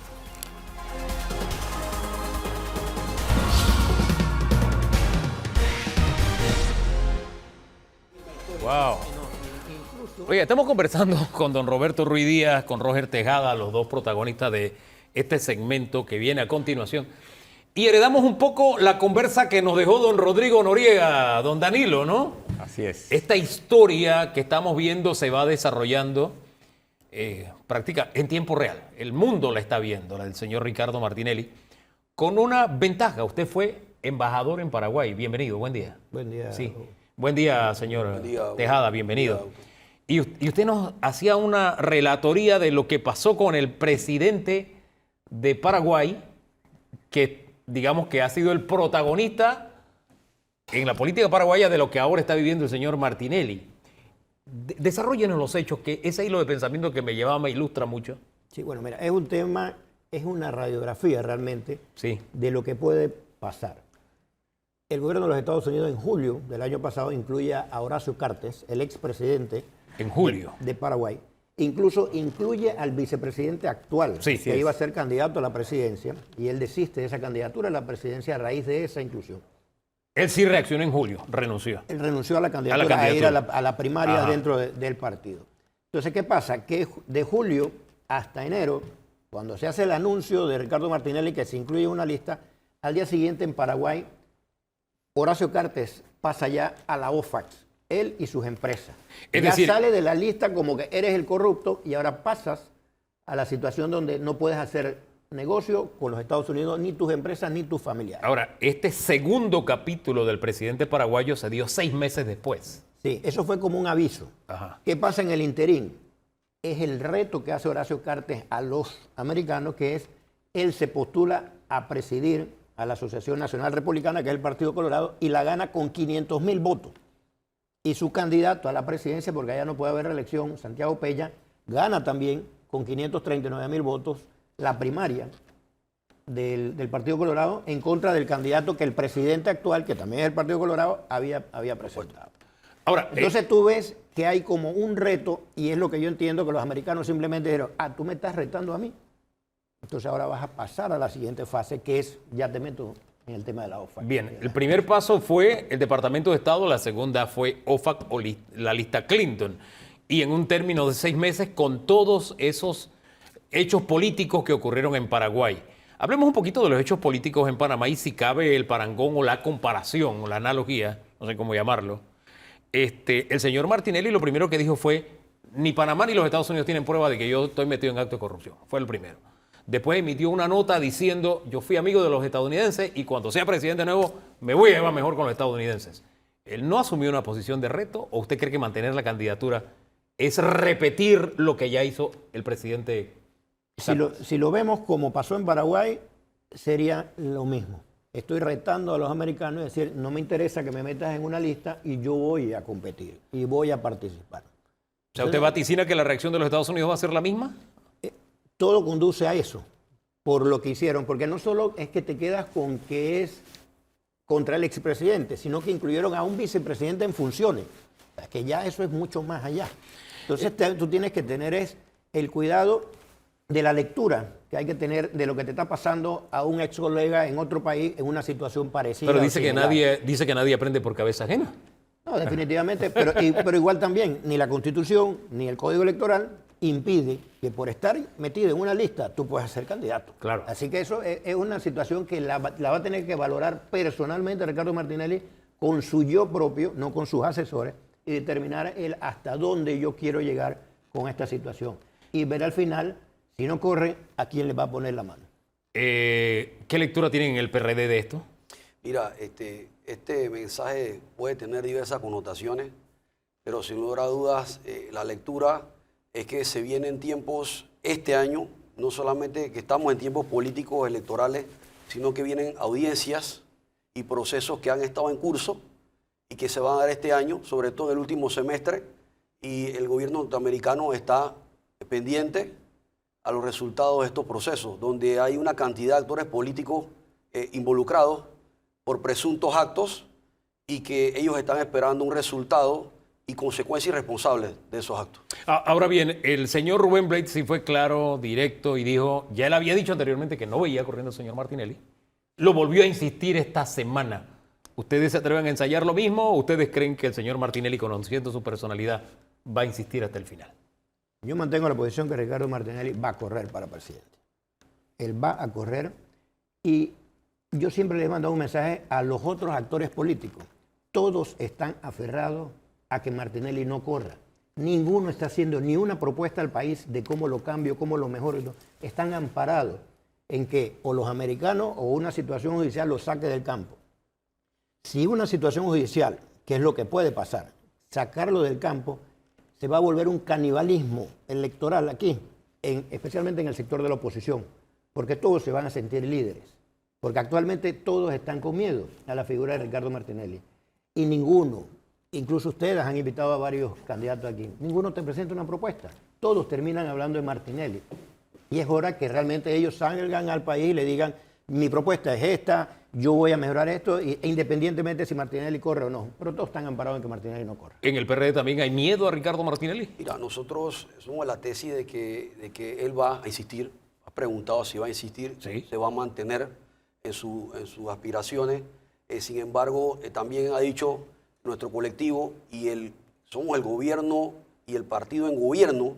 Y en estos momentos nuestro presidente de la República, Laurentino Cortizo Cohen, ha indicado que es respetuoso al proceso, al sistema de justicia, existe independencia y autonomía. Sin embargo, debo decirte que cada quien con lo suyo y caiga quien caiga. Entonces la justicia es la que va a determinar el futuro de cada uno de los actores políticos en este momento. ¿Ustedes están esperando que la justicia sea el paraguas que los cubra o tienen miedo de la figura de Ricardo? Nosotros, indistintamente de la situación judicial y de la justicia y de su actuar, vamos a establecer nuestra campaña con propósito y con acciones y propuestas.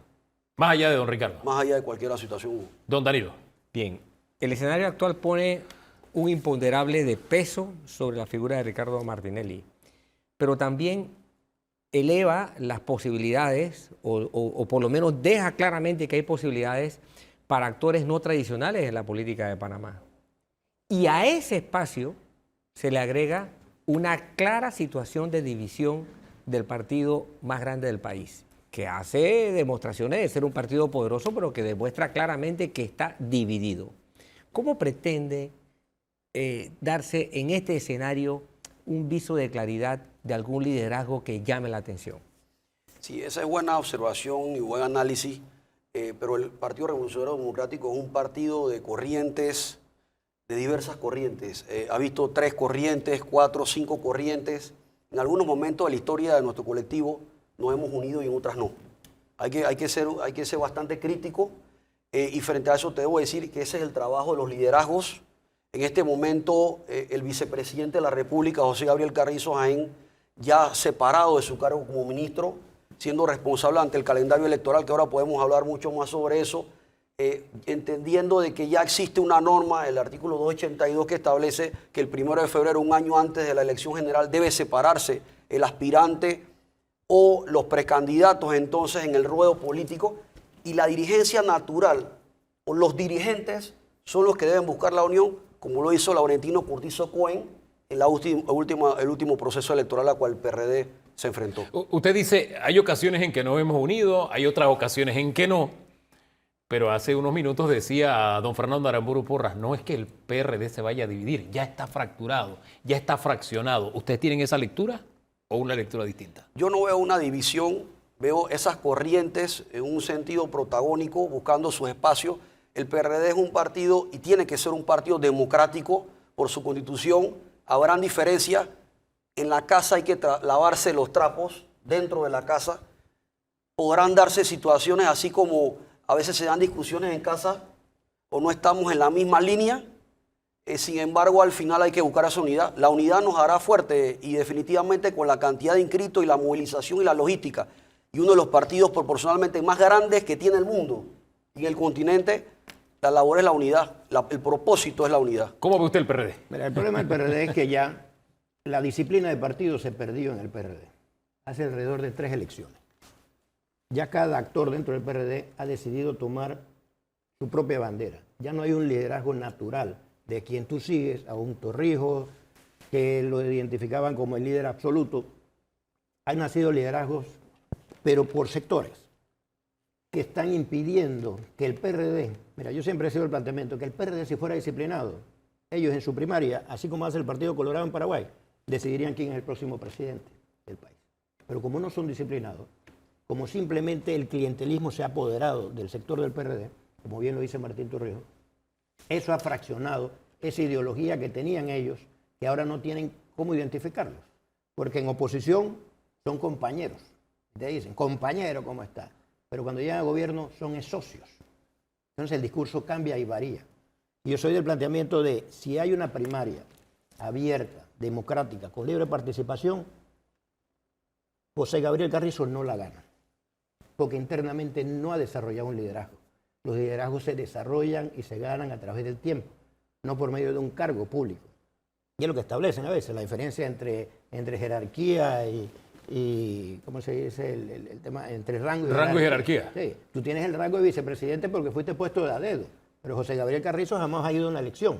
Él no se ha sometido nunca al electorado, porque él de vicepresidente llegó porque Nito dijo, es este. Y no ganaría. No fue en las bases. Y no ganaría en condiciones distintas, dice el señor Ruiz Díaz. En las primarias, si Martín Torrijos corre, Martín Torrijos se gana a José Gabriel Carrizo, pero José Gabriel Carrizo ganaría experiencia para una próxima elección. Yo creo que en estos momentos los liderazgos naturales y sobre todo frente a las primarias que se avecinan ya en junio de este año a la puerta de la esquina, entendiendo también de que el proceso electoral, Hugo, profesor, inicia propiamente el 1 de abril. Oye, no le dé muchas vueltas. ¿El señor Carrizo le ganaría o no a Torrijos? Sí le ganaría, por supuesto que sí. Frente al liderazgo que se ha estado cosechando, en este momento el perfil, su juventud, su capacidad y su dinamismo y sobre todo el equipo va a llevarlo a poder entonces en junio de este año a ser el ganador en las primarias. Usted se ríe y dice que no, ¿por qué? A Carrizo tú lo pones en cualquiera de los pueblitos de las comarcas y no saben ni quién es. Entonces tú no puedes depender de una persona que depende de otros para que le hagan la campaña. O sea, él no vende. O sea, tú a Carrizo lo ves en los medios y en cierto sector, pero cuando vas a la población, a ese PRD de abajo, a ese PRD que no han ayudado, ese PRD que está pasando hambre, igualito que la mayoría de los panameños, porque no todos los PRD, oye, y es mentira, o sea, ningún gobierno va a poder nombrar a todos sus miembros, pero hay un PRD resentido. Y cuando tú pones a un Torrijos, independientemente que sea Martín, ese nombre le llama la atención a ese campesino, a ese indígena. Pero cuando tú ves un Carrizo, lo más que le suenan a ellos es la cajetita esa donde vieron un poco de sorbetito. Ese es el Carrizo para la gente del interior, pero no el candidato. Yo creo, Roberto, y no puedo coincidir porque en este momento el vicepresidente se acaba de separar de su cargo como ministro de la presidencia, está arrancando es anticiparse. No podemos medir, no puedes medir la capacidad de liderazgo de José Gabriel Carrizo porque esto apenas está iniciando. Pero precisamente por eso, Entonces, porque es que no tiene liderazgo. Tú no puedes venir ahora a querer desarrollar un liderazgo, a menos que vayas a usar la planilla del Estado y los recursos del Estado para... Que ya iba, ese empujarlo. argumento que me acaba de decir es prácticamente darle la razón. No, yo creo que en este momento el recorrido político que ha demostrado y que va a demostrar José Gabriel se va a ver entonces en los resultados de las próximas elecciones. Eso es lo que quiero, lo que yo pudiese Él tiene, pensar. pero él tiene un espejo donde mirarse, que es el propio Laurentino Cortizo. Laurentino Cortizo no fue improvisado.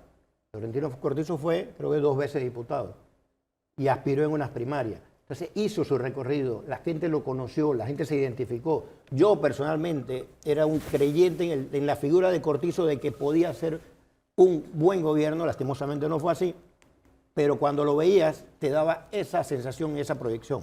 Gaby Carrizo lo que viene es con un mote aquí y un sobrenombre de Pillín, que es lo que más le pesa a él que el propio apellido. Yo creo que en este momento, y no podemos olvidar, que quien acompañó al presidente, hoy presidente de la República, Laurentino Cortizo Cohen, durante su proceso de campaña y recorriendo el país con el Comité Ejecutivo Nacional anterior, ha sido José Gabriel Carrizo Jaén, de nuestro colectivo. Y no debemos olvidar también que el jefe de campaña del hoy presidente de la República es José Gabriel, o fue José Gabriel Carrizo. Por otro lado, no podemos olvidar, tampoco podríamos olvidar que hoy el país le dio el voto al hoy vicepresidente de la República, aspirante a la presidencia de la República. Entonces hay muchos factores que tienen que medirse. En la papeleta tú no que votas tienen por el que medirse. vicepresidente, tú votas por presidente, no votas por vicepresidente. Es fórmula. No. Y esa Es la carga fórmula que él- presidencial. y la carga que dice el señor Ruiz Díaz lleva el señor Carrizo, ¿usted comparte la misma opinión? Por supuesto que no. Se ha trabajado este gobierno. Debemos recordar que el vicepresidente Carrizo es la fórmula electa y el vicepresidente constitucional de la República de este país. Y junto al presidente Cortizo le tocó afrontar la peor pandemia en la cual el país y el mundo ha reconocido. Entonces aquí no podemos separar las cosas. Separar cómo el vicepresidente ha impactado y cómo lo está haciendo positivamente en la comarca y en el interior del país y cómo enfrentó la crisis que le pegó y profundizó en el país, impactó y que ha ayudado él a reactivar el país junto con la fórmula presidencial. Ustedes analizaron las encuestas, porque esto es un tema que uno no lo ve nada más en el día de hoy. En las encuestas en el año 2018, 19, que ponían a Laurentino Cortizo con un 40 y tanto %. Internamente en el PRD no se sabía ni siquiera quién era el vicepresidente. Cuando Laurentino designa a José Gabriel Carrizo, que nadie en el PRD sabía quién era, el PRD perdió como 6 puntos en las encuestas. ¿Por qué? Porque mucha gente del PRD no se sintió identificado. Había gente con más militancia, con más preparación, con mejor liderazgo que José Gabriel Carrizo. Y 2 semanas más de elecciones y el PRD hubiera perdido esa elección. Porque José Gabriel Carrizo no le aportó absolutamente nada a Nito Cortizo, le quitó. Entonces, eso lo tienes que revisar desde aquel momento. El impacto que tuvo esa figura cuando entró al ruedo político versus lo que lo estás viendo ahora. Porque, ¿qué pasa? Tú haces un recorrido con él de gestión de gobierno, de gestión política, y todo el mundo los va a aplaudir, a ver, a pedirle trabajo. Pero hay mucha gente afuera del mismo PRD y dentro del PRD que estás pasando el Niágara en bicicleta. Así ¿Han que hecho esa matemática ustedes? Fíjate, es primera vez, Hugo, primera vez, y por eso digo que hay que poner todos los elementos en la mesa, todas las cartas sobre la mesa. Es primera vez que un presidente de la República, finalizando su administración y terminando su gestión, le da un respaldo a un candidato presidencial, que en este caso es a José Gabriel Carrizo. ¿Y eso es Jaén. bueno o es malo? Bueno, pero es que estás aceptando entonces que van a utilizar yo el cargo público yo quiero para decirte, beneficiarlo. no, te hablo del protagonismo y del liderazgo político. ¿Y eso se hereda? Entonces, no se hereda, se trabaja y por eso he mencionado que las acciones y las políticas públicas que hemos nosotros generado, Plan Panamá Solidario, todo lo que hemos construido en A gobierno, un costo de 15.000 millones de sin euros. lugar a dudas va a tener un fuerte impacto y va a ser la carta de presentación de José Gabriel Carrizo. Perdónenme, pero don Danilo no le prestaba la guitarra y está hace rato ahí Sí. que quiere Y rasgarla. yo- Adelante, sí. don Danilo. Es otro tema que está vinculado a este también.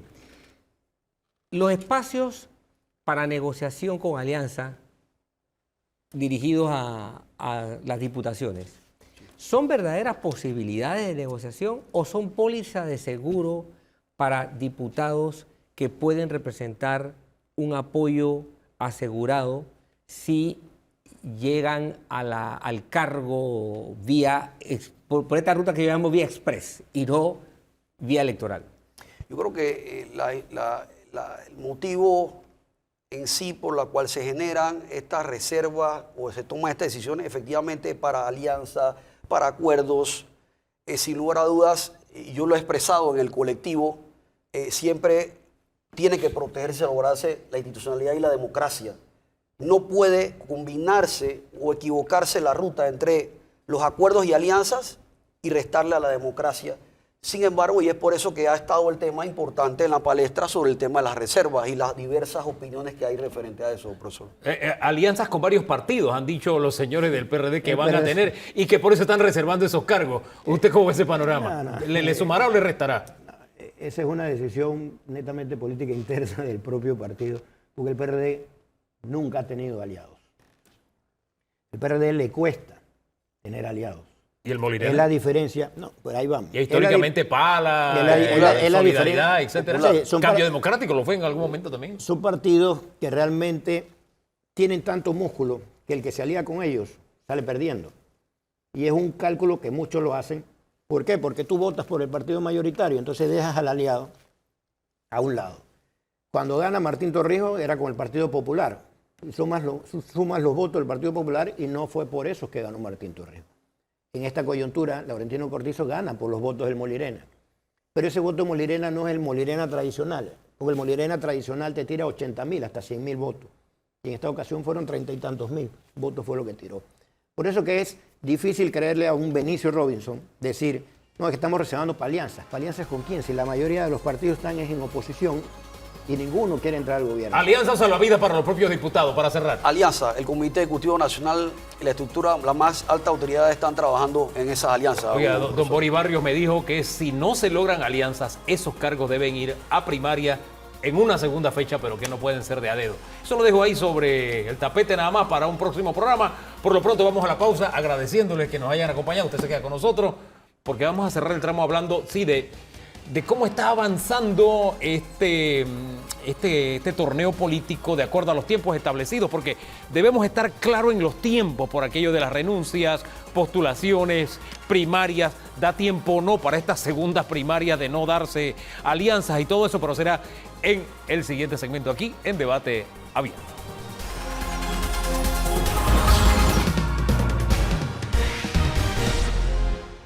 Hay muchas cosas que han cambiado, nuevas reglas del juego en el torneo electoral del 2024 y hacer un poco de docencia, es un poco lo que vamos a hacer en el siguiente segmento, tomando como referencia también lo que hablamos en el anterior. Javier Ordinola nos acompaña, se suma, es especialista en temas electorales y sigue con nosotros don Roberto Ruiz Díaz. Gracias a los dos por estar acá hoy cerrando Debate Abierto.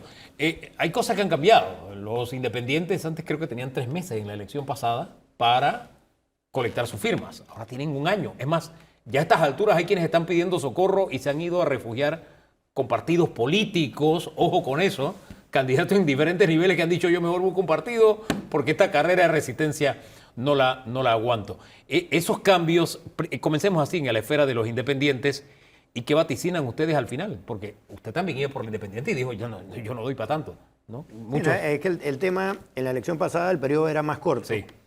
Ahora se abrió un periodo, en teoría, para darle más oportunidad, pero asimismo los costos, tanto en recursos como el costo de desgaste personal, es mucho mayor, porque es una competencia que tú tienes que estar en el día a día e incluso el último mes se va a permitir pautar en televisión y en medios de comunicación. Y aquel que no tiene en el bolsillo el dinero para esa pauta, se va a quedar fuera de la competencia. Entonces, el gasto que están haciendo algunos, a medida que va pasando el tiempo, han ido determinando que efectivamente no van a poder llegar hasta julio y han decidido aceptar ofertas de partidos políticos para postularse. Sí, hay un par buscando paraguas de partido. Un par no, hay un montón que ya. Era una forma diplomática de decirlo. Don Javier, al final lo que se buscaba era una mayor participación, ampliar el marco, pero parece que el resultado ha sido contraproducente, ¿o usted no lo ve así? A mi juicio, la reforma fue para matar la figura. ¿Así? Por supuesto. Y tal como usted señaló, Hugo, es una carrera de resistencia más que de velocidad. Con la norma anterior, pudiéramos decir que sí se trataba de una carrera de velocidad porque los cortos eran muy cortos, valga la redundancia. Al ampliarse el periodo, tal como ha señalado el colega, pues hay que tener recursos para poder estar en la calle casi un año buscando, movilizando gente, movilizando activistas y tomando ahora con la tecnología una foto para que quede inscrito Claro. en el libro del candidato de libre postulación la adhesión a esa candidatura. Entonces, a juicio mío, el cambio ha sido en detrimento de la figura de la libre postulación. Ahora bien, no solamente eso ha cambiado, han cambiado los términos también de renuncia de los candidatos. Hoy hay un evento político, lo hablamos en el segmento anterior, la postulación de un vicepresidente, pero fíjese que hacíamos un poquito de historia, don Danilo, ¿no? Cómo los vicepresidentes a inicio de la República, siendo designados, tenían que renunciar de ese cargo de vicepresidentes para poder postularse y buscar una elección. Al final eran candidatos oficiales, pero se daba ese salto. Actualmente no, tenemos un vicepresidente que va a ser candidato en elecciones primarias de su partido, tal vez en elecciones nacionales, pero a la vez juega el papel de vicepresidente en gobierno.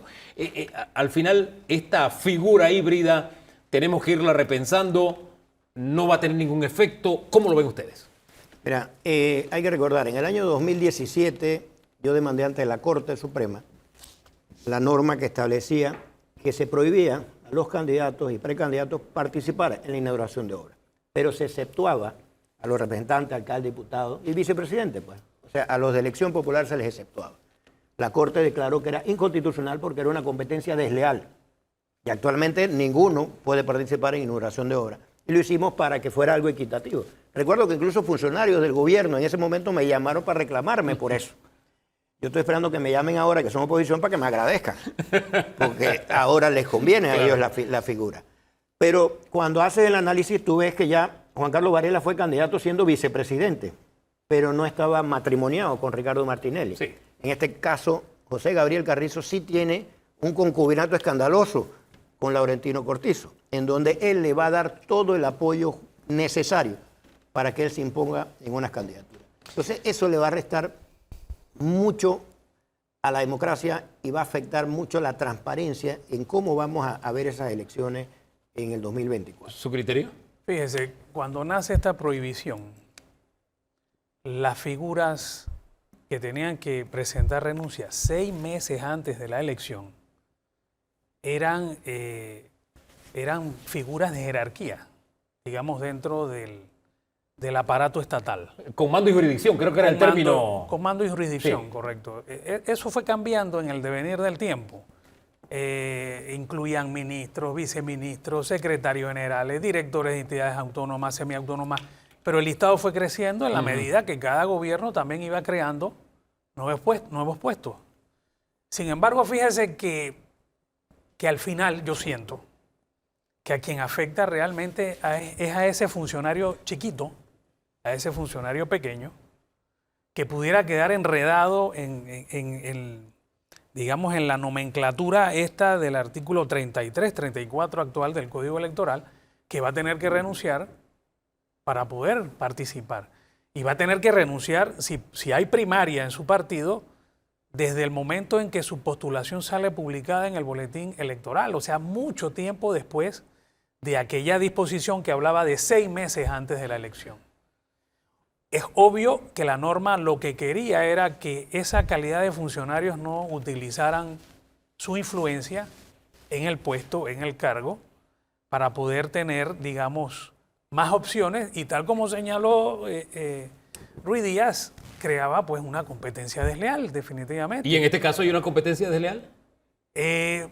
A ver, si hablamos del caso del vicepresidente y analizamos un poco las funciones que le da la Constitución como vicepresidente, pareciera que él no tuviera de repente esa posibilidad de poder ejercer presión ostentando la calidad de ministro de la presidencia. Usted dice pareciera y recalca pareciera. Sí, solo pareciera, porque también debemos admitir de que el presidente de la República pudiera estar Pero impulsando la el figura. tema aquí es que públicamente ministros ya se han manifestado de que van a apoyar directamente. Incluso aquí escuchamos al ministro Tejada que va a apoyar directamente. Entonces, pero él sentado, un ministro. Por eso que yo en un tuit decía que el tema era que todos estaban rasgando la investidura, felicitando a José Gabriel Carrizo porque iba a ser candidato, pero ninguno lo acompañaba renunciando. Si tú realmente quieres acompañar a ese candidato, renuncia a tu puesto de ministro y vete a hacerle campaña. ¿Se debe caminar en esa dirección? Digo, lo que buscamos es transparencia. Ojalá los procesos electorales desde ya fueran más transparentes. Eso pudiera ser una buena medida. Don Danilo. Sí, yo tomé nota de una frase que usted dijo que fue esta. La reforma fue para matar la figura, refiriéndose... De los independientes. Exacto, de los no inscritos para que puedan participar. Así es. Si eso fue así, si fue para matarlo, ¿quién perpetró ese homicidio? Mire, históricamente, en el mismo Tribunal Electoral no se ha creído en la figura de la libre postulación. En vez de facilitar, y podemos hablar del antecedente, el antecedente de reformas al Código Electoral, si se hubiera querido apoyar un poco más la figura, se hubiese hecho.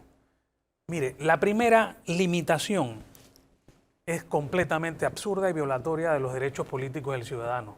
Esta que permite solo que haya 3 candidatos de libre postulación por cargo. ¿Cuál sería la salida salomónica a propósito? Entendiendo que usted está señalando que el responsable de esto de matar a la figura viene del Tribunal Electoral. Esa fue su respuesta, ¿no? Sí, correcto, correcto. Ajá, entonces, ¿cuál sería la salida salomónica para que, en el tema de los independientes y las ofertas versus la de partidos políticos? Es que, Hugo, o sea, ¿quién es el que está investido del derecho político? Es el ciudadano, es el individuo, no son los partidos. Los partidos políticos son un instrumento que sirve para llevar, en el caso de la competencia electoral, candidatos. Sí. Pero entonces, fíjense que la norma constitucional dice que habrá partidos políticos, pero no en detrimento de la figura de la libre postulación.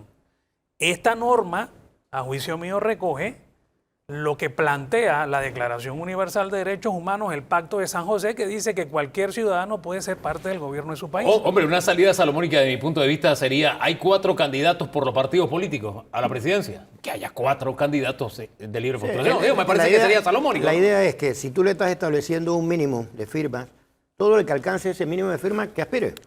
Pero no lo limites porque se forma el canibalismo ese que estamos viendo ahora.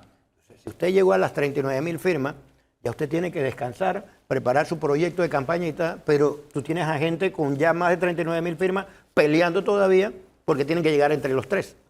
Lastimosamente la Corte Suprema estableció que era constitucional. Vamos al tema de las reservas que nos quedó guindando en el segmento anterior.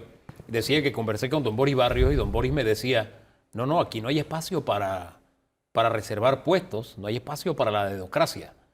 Si el PRD no llega a alianzas, ellos tienen que someter a una elección interna, aunque sea más pequeña, esas curules reservadas. ¿Eso es así o no es así? En los estatutos del PRD establecen que la reserva de puestos, si no son ocupados mediante alianza, serán escogidos internamente por sus directorios, a nivel distrital, a nivel de corregimiento o a nivel nacional.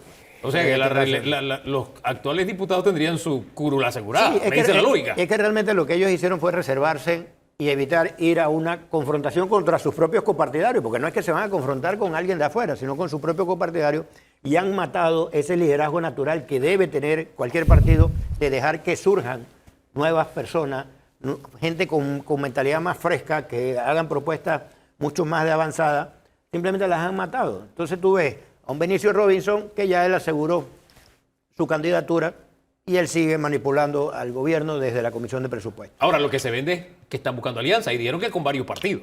Es que no hay partidos para que sean aliados. O sea, realmente el PRD no tiene aliados. El Molirena, incluso internamente, todavía tiene una disyuntiva si va a seguir matrimoniado o no con el PRD. ¿Cómo lo ve usted, señor Ordinola? Digo, si se trata de una estrategia electoral, siento que es una mala estrategia. no hay mejor fórmula o mecanismo de elegir candidatos que a través de la elección primaria. Participa toda la membresía en la escogencia de los candidatos. Participa toda la membresía para que puede pensar que tiene la posibilidad de ser el candidato. Usted somete a la membresía o a ese candidato para conocer primero si goza de la aceptación de sus miembros. Porque si no goza de la aceptación de sus miembros, mal va a poder tener éxito en el proceso electoral, porque usted después lo va a someter al resto de la ciudadanía. Me diría tu fortaleza y debilidades. Por supuesto. Interpreto entonces que para usted se estaría disparando en el pie el PRD. Yo siento que es una mala estrategia electoral, si eso es lo que realmente buscan, porque... ¿Usted lo duda? Porque no es el mecanismo Si eso es lo que buscan, adecuado. es decir, usted lo duda, usted está dudándolo. Digo, vamos a pensar de buena fe de que en efecto están guardando Tengamos algo de candidez. algunos puestos para futuras alianzas. Lo que me sorprende es que en efecto eso se hace. Y el PRD lo ha hecho históricamente. Pero llegar a la cantidad de puestos que están reservando para alianzas no me parece lógico. Don Danilo. Efectivamente, hubo una primera cantidad que fue desproporcionada. Esa era astronómica. Exacto. Y se rebajó sustancialmente. Pero no es que lo que se rebajó es poca cosa. Sigue siendo mucho. Fue al límite de lo que le dijo el Tribunal Electoral. Exacto, sigue siendo mucho. En el caso de los diputados, Sí, sí, en el se caso de fueron los- hasta sí, ese al límite, al 39%, porque ya uno más ya te pasaba del 40%. Y lo que me sorprende es que reservaron en áreas donde ellos tradicionalmente son fuertes. San Miguelito. Ahora- cuando realmente se reserva es donde eres débil. Un poco extraño, ¿no? Para ser diplomático. Disculpe, don Danilo. Dependiendo de lo que ocurra, sabremos si efectivamente con el tiempo se trataba de un esfuerzo por tener alianzas o de una compra de póliza de seguro. Si el problema es una póliza para asegurarse la curul, ¿cómo debemos llegar a un correctivo que es, sin ninguna duda, un subterfugio para violar la democracia en su ejercicio directo por los votantes? Yo siento que en la próxima reforma electoral hay que poner las primarias como obligatorias para todos los cargos de elección y para todos los partidos. Yo creo que hay que partir de eso. Sí, porque es que recuerda que actualmente a los partidos con menos de 100.000 inscritos se les ha exonerado de hacer Sí, primaria. es que han Entonces buscado, permite, han o sea, buscado un mecanismo, hay un mecanismo para evitar la participación de la membresía y tener la posibilidad de representar a su colectivo yo político. siento, Entonces, yo siento que es la incapacidad del Tribunal Electoral. Eso hay que decirlo así. El Tribunal Electoral no les gusta. Ellos se han hecho tradición de que ellos solamente hacen las elecciones cada 5 años. Cuando se metió el tema de la revocatoria de mandato, eso fue un dolor de cabeza para ellos, porque no estaban preparados.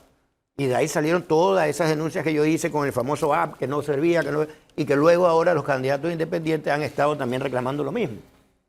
Y ellos han tratado, recuerdo que tanto en Chicá como en Colón se metieron procesos de revocatoria de mandato y ellos, por acciones internas, lo han bloqueado.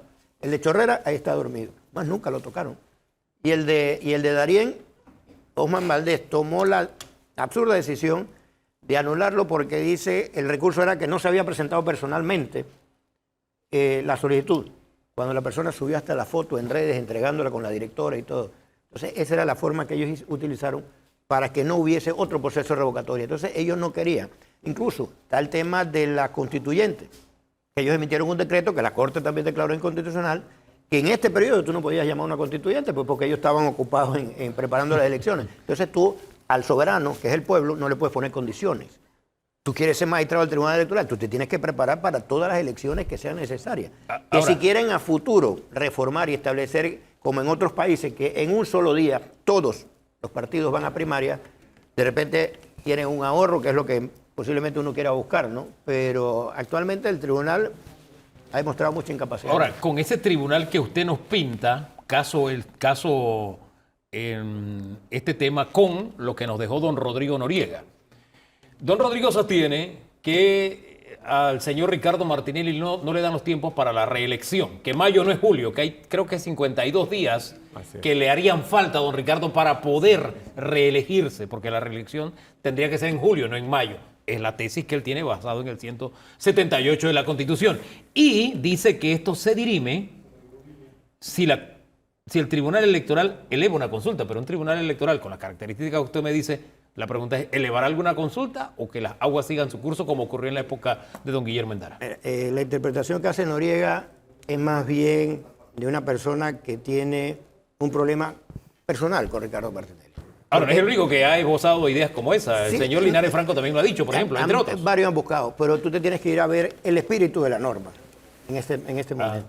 Porque recuerda que cuando se hizo la reforma a la Constitución, la última vez con Martín Torrijos y Mireya Moscoso en 2 asambleas, que se acortó el tiempo, la comisión de redacción y estilo de la asamblea tenía que haber corregido ciertos temas o debieron haber sido incluidos en esas modificaciones porque iban a afectar precisamente los tiempos. Pero el espíritu real de la norma es que se quería evitar una reelección inmediata y 2, que se esperara 2 elecciones, no tanto que 2 tomas de posesiones. Porque si Rodrigo Noriega dice, no, lo que pasa es que la elección es en mayo, pero en mayo tú eres electo y proclamado. Pero tú en mayo no tomas decisiones, no tomas ningún tipo de acción como presidente.